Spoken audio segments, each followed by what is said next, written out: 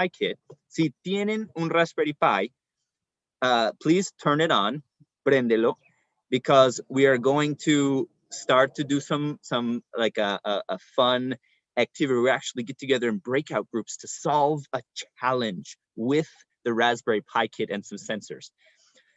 So remember, this is just a overview quickly of how to start the Raspberry Pi Node-RED, right? So once you get it turned on, you can go launch the Node-RED terminal, and then go to your web browser and open up the Node-RED tab. Si todos pueden ir empezando a hacer eso, a abrir el Node-RED en el Raspberry Pi, genial. So if anyone has questions, you can ask them in the chat, and we'll get to you as soon as you can. I'm gonna go kind of quick, so we'll go to the next slide, please. And we'll go over, remember, what is this Node-RED kind of interface on the web browser? Like, it's a visual programming language. So it's a flow-based, right? So we're able to bring in nodes, click and drag nodes. Maybe the node is an input node, maybe it's an processing node or an output node. And there are certain parts, right? The left side has all of your palettes, your nodes. There's a search bar. You can search for different ones. The middle is where you actually design and kind of bring in the program, the flow.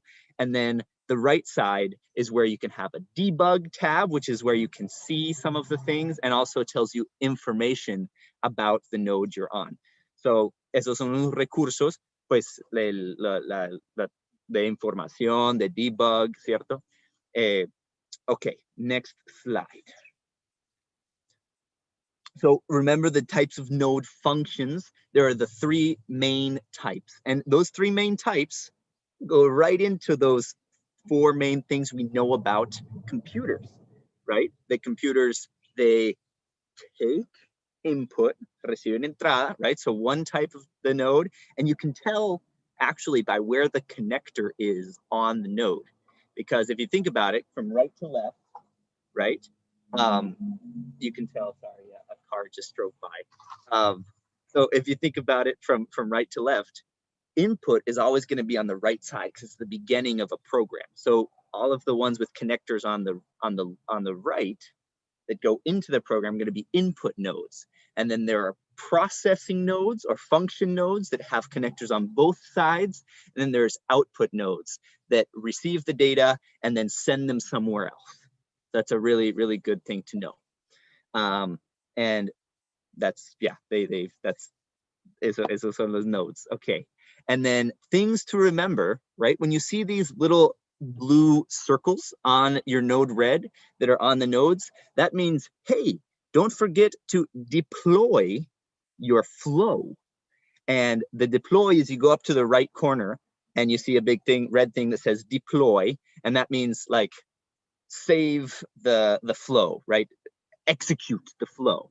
And that's always something where it's like, it's not working, something's not happening. Always remember, hey, did you deploy, right? That's like to save, execute. And then the other one is when you bring on a new node, it has a little red triangle. It means it's not yet configured. Remember, we configure nodes by double clicking, click on the node, and it'll tell us the different settings we can change and things like that. So remember that. And those are always just good to have in mind. So I think after this, yes, blue circle not yet deployed and red triangle errors with configuration. So rapidito en español, el circulito azul es que no se ha ido, no se ha deployado, deployed, and then el triángulo es que tiene que empezar a configurarlo. Es doble clic y ya. Okay, next slide. So, right, when you open up your Raspberry Pi and your Node-RED, and there's all of a sudden a whole bunch of nodes all around that have a whole bunch of flows, you can actually go to the top and see that just like your web browser, there are different tabs open. And if you don't want to delete one of the flows that you've had, you can double click on the tab, right? Kind of like the flow 2. You can double click on that, and there's a little thing where you can say disable and that just means that it's not working, and it means it's disabled, right? So you can have a new one that does similar things, and you don't have to be messing around with that. It's really helpful. Next slide. Okay, so I think I could, All right. Jasmine, this is so exciting. All right. So today, you guys actually have a challenge. So you need your Raspberry Pi Kids if you have one, right? And so your challenge today in groups is to design with what you have in your kits a motion activated security system. And so you guys, I all you know is that you do, no matter what kind of kit you have what you need to do a motion activated security system. I will tell you that one of the things that you need, we did last time. And so that is your only hint. One of the things we did last time. And so it is something that we did last time. And so that is your hint. The other thing is it is in your kit. It is in your kit. And so that is your challenge. But so you guys, we'll give you about 20 minutes to work in your group. But in your groups, what I want you to do is I want you to work as a team. And what does that mean to work as a team? It means that you guys, everyone plays a role. What does that mean when everyone plays a role? It means that not every person is necessarily doing the same thing. And so if everybody has a kit and you're all plugging away and programming, that's great. What if everybody doesn't have a kit? That's fine. That means that somebody is looking up, maybe using your resources, and maybe looking up how to program, how to what resources or what sensors could be motion activated, or how to program these. And so everybody has a role to play that would help the group get to this goal within 20 minutes, because that's what you have 20 minutes to be able to get to this motion activated sensor security system. Okay. And so it needs to do something in 20 minutes. Okay. Be a resource. If you figure it out, don't just you have the answer. Make sure your group knows. That is what a successful group knows. Not just one person in the group knows the answer. The whole group knows the answer, right? And then use your resources. So your resources are your t3alliance.org.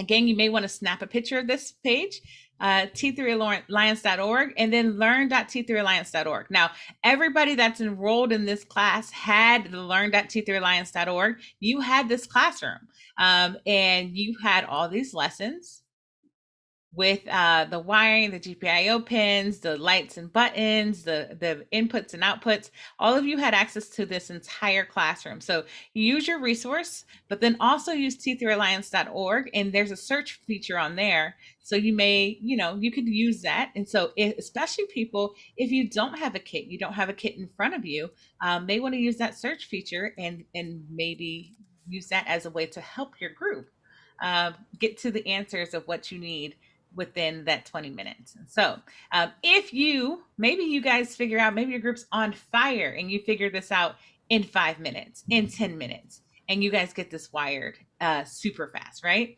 And you guys have something to show in 5 minutes, right? Maybe you need to figure out different things. How do you make it better? How do you maybe slow it down? Maybe it's there's too much causing it to activate. Maybe we need to slow down what's causing it to activate, that type of thing. So those are the type of considerations you want to have or think about in your group. So I'm going to give you 20 minutes. Again, your challenge is to design a motion activated security system. When you get in your groups, make sure you introduce yourselves quickly, again, because you have 20 minutes. And then we're going to come back and we're going to talk to each other. So I'm going to give you 25 minutes. I'm sorry. That would still give us 10 minutes to talk at the end. Yes, that would give us 10 minutes to talk at the end. Yeah, so I'm going to give you 25 minutes. because I'm going to give you 5 minutes to introduce yourselves and 20 minutes to work. Awesome. And yeah. Can I give a really quick overview en español? Yes, Because, for sure. okay, Yes, please, please, please. rapidito, en español. Okay, like the challenge para hoy, ¿cierto? Es lo que ahí dije, que diseñar un sistema de seguridad activada por movimiento, ¿cierto? Y pues cuando se vayan en los grupos, tienen 25 minutos para trabajar en equipo. Si tienen un Raspberry Pi, genial. Pueden ahí usar Node-RED, hacer brainstorming, o si no lo tienen un Raspberry Pi, también usar los recursos como learn.raspberry, learn.t3alliance.org o learn t3alliance.org, ¿cierto? Para pues buscar, quizás quieren usar diferente, pues no sé, ustedes tienen muchos sensores, muchas cosas en tu Raspberry Pi, piénsanlo como grupo. No hay una respuesta exacta, and this is English too. There's not like a perfect solution here, right? It's like what your group says, this I think would be the best security system, and talk about it, right? Is a security system just like a beep beep beep, or is it like a video camera? What? I don't know. Is it like, there's all sorts of different ones. So this is going to be really fun. Remember, even if you don't have a kit, even if you don't think that you know a lot about security cameras, I don't know, nobody does, right? It's just go into it, share your ideas. We all have a voice. Todos tenemos una voz. Si estás en un grupo de todos hablando inglés, pues intenta growth mindset, and it's going to be awesome, guys. So, sí se puede. Okay. All right. Remember, growth mindset is the key to this. Growth mindset. Okay, it's the key. So, all right, I'm going to open the rooms, and so remember, you guys can request help whenever you need it, and we are here. And so you can come and get Gabe or I, or we are here and use your resources, and we are one of them. So, okay. Pueden volver al grupo. Aquí estamos nosotros para responder a preguntas. Happy Woo-hoo! problem solving. Turn on your cameras, please, and unmute yourselves.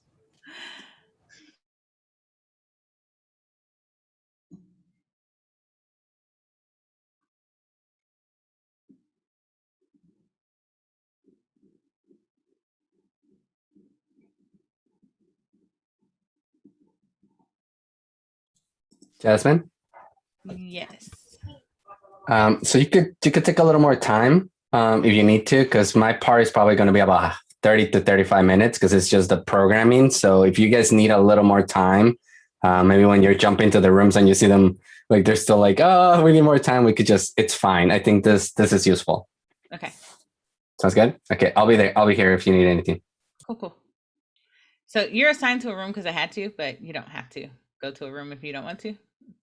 Yeah, let me jump into finish up some stuff. It's a catch up day. They're always fun to jump into. Yeah. So. Yes, I will check on them. I'll be back. Okay, it wouldn't let me in the meeting, like the breakout room. Okay. Riley, where are you supposed to be? Riley. It says you are. Can you go down to breakouts in the corner of your screen? I'm going to stop share. Can you go down to breakouts in the bottom of your screen and click join again?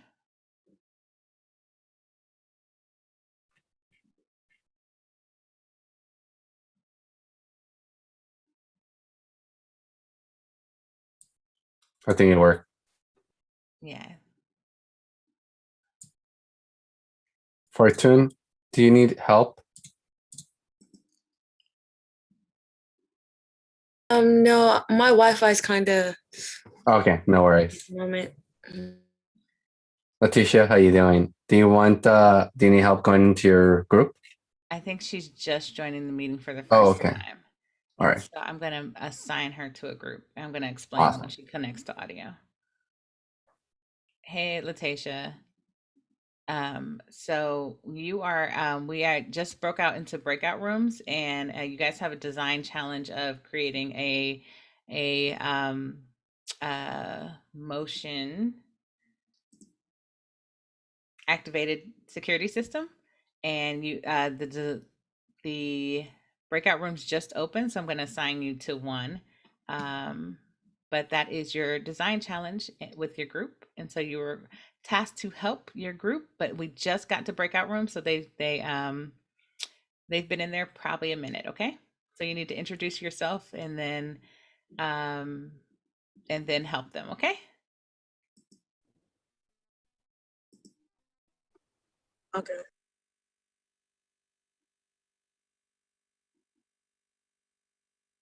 All right.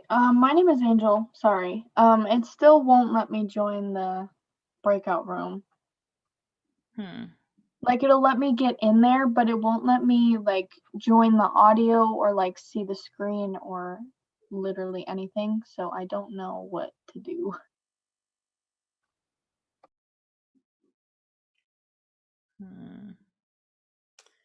I'm gonna try to move you to another room. Yeah, maybe that might be the issue. Yeah, So- I'm gonna try and move you. Riley, go ahead and try and join again. There we go.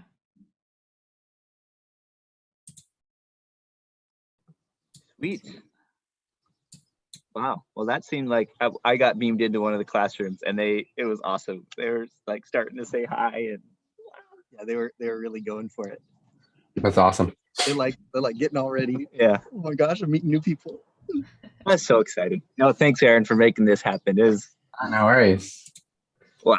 Yeah, I just didn't have when we first started in the spring. I didn't have the completed version of it, like the breakout room assignment. And so now that I'm teaching coursework at the university, they like upgraded my Zoom account, I guess. Right. Yeah, but you know, Institution didn't allow us to use Zoom, and now they've moved us over to Zoom, and they've just moved us over to Zoom where we can actually use it, and so it's like everybody's like integrating over to Zoom now, and then part timers are still like, oh, we only have the basic version, and I was like, guys, I have teachers that are all my teachers are part time, and I was like, I need you to fix it. So because our summer academy is starting, and it's like I need you to fix it. So. Yeah, we're in the same place. The high schools didn't allow for us to use Zoom. Their policy was like either Google Meets or nothing. So that's why we stuck with it since like last March. And so, but we'll see. I mean, they're still in the same place, so we just kind of do both. Yep. Yeah. When does your summer start, Aaron? June. Well, for the middle schools, You have a talent search? no, we have a state grant that has middle schools. We wrote for another talent search, but so for the middle schools, I think we start June 14th. And then for the high schools, June 28th. So it's just a week difference, I think, or 2 week difference. I don't know, something like that. So June 28th is our high school programs start kickoff day. I just got a message from Mara.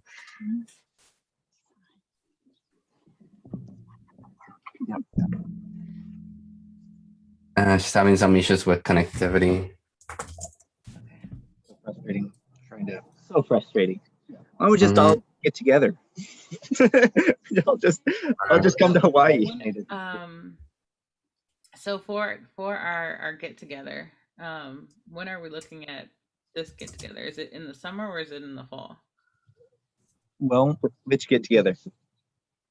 For National Saturday Academy. Oh, we're gonna get together.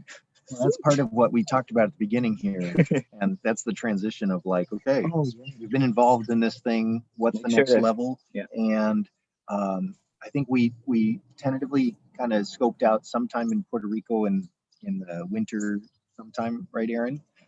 There is an opportunity if we wanted some students from, well, I don't know if Heidelberg is ready for. Yeah, let's not go big on that. But Aaron, did you see the Puerto Rico Steam Fest is gonna happen in July?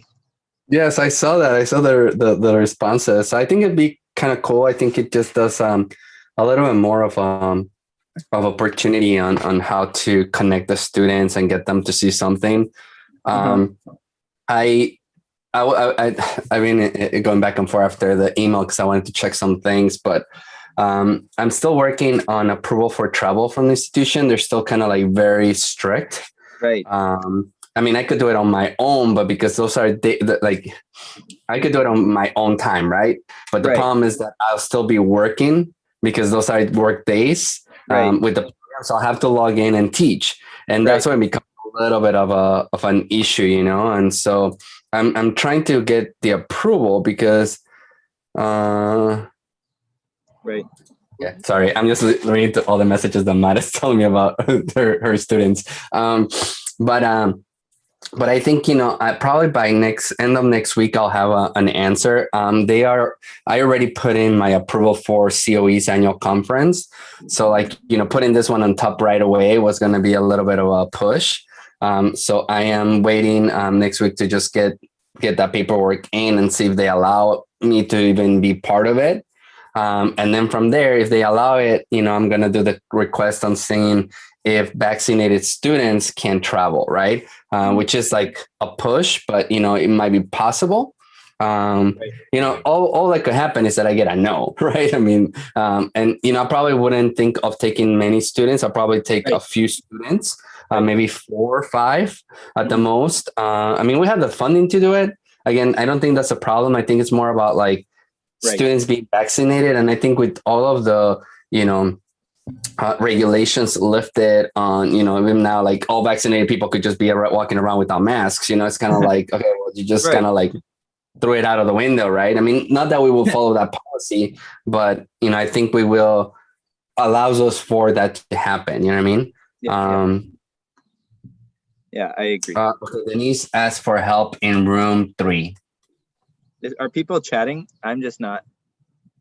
Yeah, I'm the only one. I think I'm only going to see because I'm the host. You guys didn't see the pop-up, right? Yeah, I can't see the. Okay, I'm gonna go. Okay. To room 3? Yeah. Yeah, it's just. Should I go? I can speak Espanol. Or they're probably good. All right. Yeah, that'll be fine. I think it might be some of that, the students like picking up with the English needs. So anyway, so I think that's kind of like where we are right now. I think at the very least, the worst case scenario is I can travel, my students can't travel, but then we could connect online and then kind of like look at what that could look like, right? And so I think that would be, I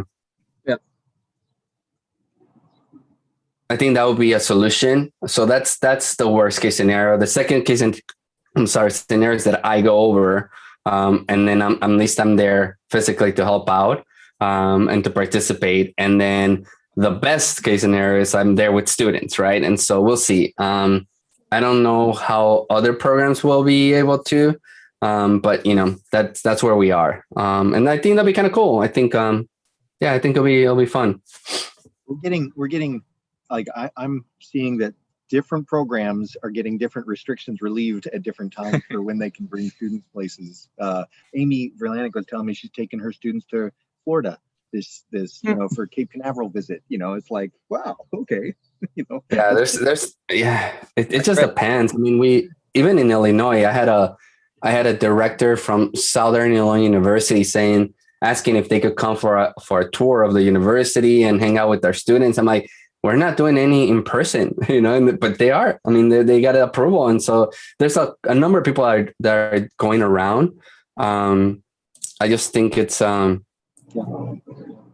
guess it all depends, you know, like on the institution. I think I will tell you, like, very honestly, like if the students are not vaccinated, I won't take them. That'll be just me, you know. I think it's just too much of a risk, legality and accountability and responsibility to jump on that end. But I think if I was to be like, hey, who's those that are vaccinated, you know, request that they'll come and then we get the approval, then we go. I mean, in July, it's July, right? July 20 something. July 12th. 12. Okay. Yeah. So I think we could work something out. I mean, we'll see, but it'll be exciting. A time in the fall or a time in the winter. I mean, I feel like just keeping the energy going on some level is going to Mhm. be so that there's Right. There's that continuity. Like, Yeah, for sure. yeah. So Aaron, my big, like, this weekend we have a whole bunch of people here in Hawaii. It's going to be awesome. I get to take a little section of educators, and one of my big ideas is to set up find a project, like a programming kind of project that can be like what I'm thinking is a weather station that every program around the country who has like any kind of T3 Alliance-esque stuff can set up, and this is the same one that Sara Liz has already set up in Puerto Rico, but create like a central server that every program can send the data to, and this is like the T3 Alliance, you know, it brings all of those student shared experiences together, and that way, you know, when we go to Puerto Rico or bring students different places, you can say, oh, have you not set up your weather station yet? Let us help, you know, and that'd be like that, bringing everything together, because that's what yeah, I mean, Raspberry Pi kits are awesome and really fun. Yeah, for sure. I Having think that culminating project that's meaningful that everyone can work on together.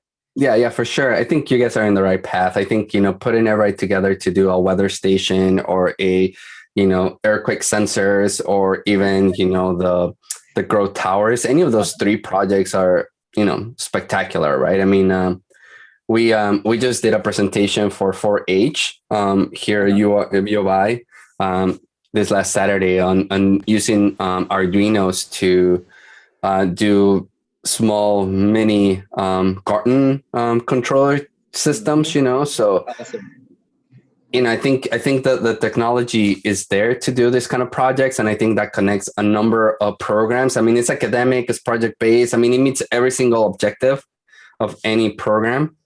Okay, I think she jumped over to help our roommate.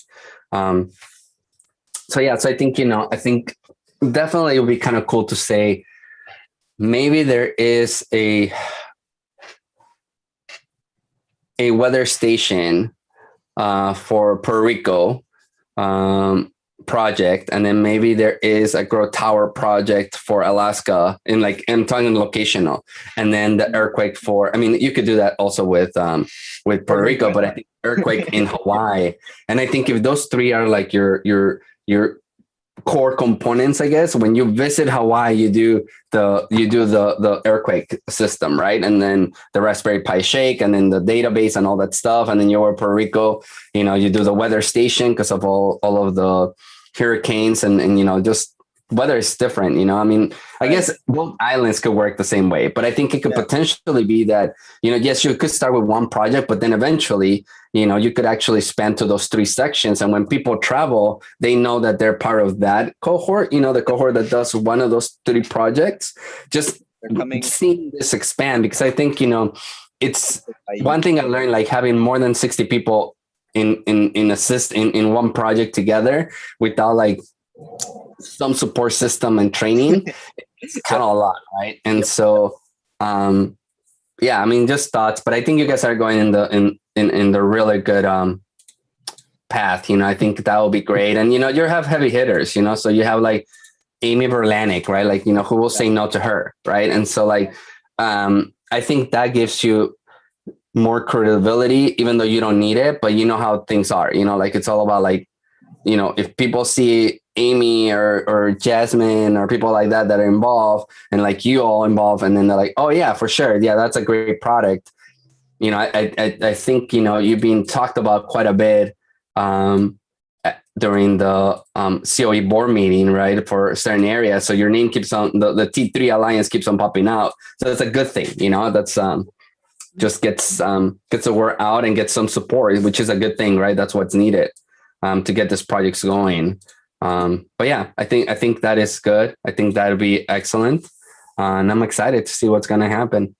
Yeah, this part of what this weekend is about, Aaron, is what you've been a master at before, of like, how do you merge, you know, foundation funds and, you know, your upward bound funds. We've got Dane's boss, Gwen, here, who runs the Alaska Center for Energy and Power, and is our first kind of research C3 that we're bringing on to help us navigate this process of how do we just write Department of Energy grants, Department of, like naval research grants that are like, let's write us in such a way so that we can become parts of innovation hubs and make things like that happen. And that's one side strand, and the other one is like Gabriel taking all these teachers and saying, let's learn this stuff, let's come up with ways that make it extensible. So we could pick a new teacher, go through a certain training and say, you now have what it takes to teach grow towers or weather stations, or know how to access the teaching tools and the support network. But the whole other side is like more what you do, which it's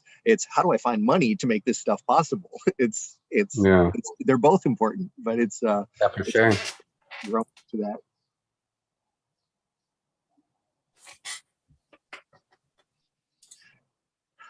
Let me just assign to. It went away. Yeah. So yeah, no, I think that's good. I think that's going in the right direction. It's exciting. I mean, I think the pandemic hit us hard in something that probably right now we'll be wrapping up to like get our travels going. But I think that doesn't mean that, this is not something that grows and that, gets to a point where like we are able to do all of this work that, we've been talking about for a while. Definitely. I'm excited. It's so awesome that we have just students from different states talking to each other right now. I mean, my God, just that by itself to me, we didn't have to travel and we just, shared stories. And I think that's the other part. I think, like what we're going to be doing with Medellin. So we're bringing in Medellin again. And I'm going to send you the link because they're doing their presentations next week. So maybe if you want to jump in and look at it. So what we're moving forward with Medellin is that in the fall, we are going to kick off our global academy again. And if we are in place and they're like this, they actually tested it out before they had to go again into, staying at home regulations because, there was an uptake. I know. But they were actually in place like at the location that, we have done a lot of our work at in Medellin. They were all there and, so they were streaming us online. So I was like, it's doable to like bring everybody in and then just do, in each program, like kind of like Mara is doing, right? Like in the classroom, you have the big screen, everybody's watching to the screen, like, the presentation. And, so students don't need to all be logged into the camera, but they could log into the chat box. And I think that's where like we could do a number of other stuff. So I think it'll be kind of cool.